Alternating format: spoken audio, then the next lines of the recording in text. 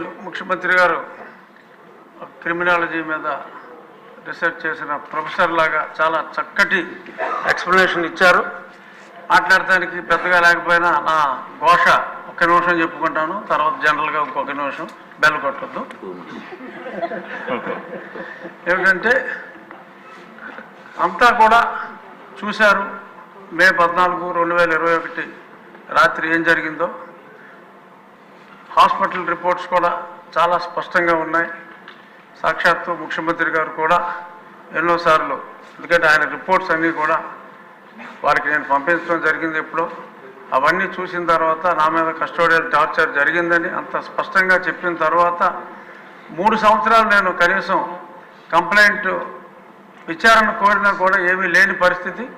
చిట్ట చివరికి ప్రభుత్వం మారి సుపరిపాలన చంద్రబాబు నాయుడు గారు ముఖ్యమంత్రిగా ప్రమాణ స్వీకారం చేసిన తరువాత నా కేసు రిజిస్టర్ చేయడం జరిగింది.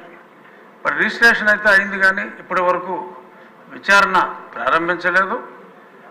అందుకు బాధ్యులైన ప్రధానమైన అధికారులు 307 అటెంప్ట్ మర్డర్ కేసు అంత స్పష్టంగా ఉన్నప్పటికీ జనరల్గా పోలీస్ డిపార్ట్మెంట్లో ఒక కేసు ఉన్నప్పుడు ఇమ్మీడియట్గా అధికారులను సస్పెండ్ చేయడం అనేది దట్స్ ద నామ్. ఇక్కడ ఇంకా అది జరగలేదు. సో కొంచెం అటువంటి అధికారుల్ని డీజీ స్థాయి అయినప్పటికీ కూడా శిక్షిస్తే పోలీసుల్లో కూడా ఇటువంటి వెధవ పనులు చేయకూడదని ఒక క్రమశిక్షణ అనేది వస్తుంది. త్వరితగతిన నా కేసు విచారించాలి అని చెప్పి గౌరవనీయులైన ముఖ్యమంత్రి వర్యులు డీజీపీ కూడా ఇక్కడే ఉన్నారు, వాళ్ళకు కూడా తెలియజేస్తున్నా, మీ ద్వారా తెలియజేస్తున్నా. ఇక ఉద్యోగస్తుల్ని టీచర్ల మీద కేసుల గురించి ముఖ్యమంత్రి గారు సభాముఖంగా ఆ కేసులు త్వరలో ఎత్తివేస్తామని చెప్పారు. అందుకు నా ధన్యవాదాలు. అలాగే తెలుగుదేశం పార్టీ నాయకులే కాకుండా ఇక్కడ ఉన్న వాళ్ళు 90% కాకుండా తెలుగుదేశం కార్యకర్తలు కాకుండా తెలుగుదేశం పార్టీని వ్యక్తిగతంగా చంద్రబాబు నాయుడు గారిని అభిమానించే ఎంతోమందిని కూడా కొన్ని వేల మంది మీద కేసులు పెట్టడం జరిగింది.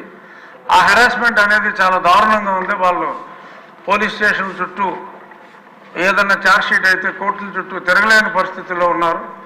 వారందరినీ కూడా ఉద్యోగస్తుల్ని ఎలా అయితే అనుకుంటున్నారో అదే విధంగా మరి ఎలా చేస్తే బాగుంటుంది, దాన్ని అధ్యయనం చేయడానికి ఒక పోలీస్ ఆఫీసర్ని వేస్తారా, జడ్జిని వేస్తారా, త్వరితగతిన ఆ కేసులు మూసివేసేలాగా చర్యలు తీసుకోవాలని చెప్పి మీ ద్వారా ముఖ్యమంత్రి గారిని కోరుకుంటున్నాను. థ్యాంక్ యూ అధ్యక్ష.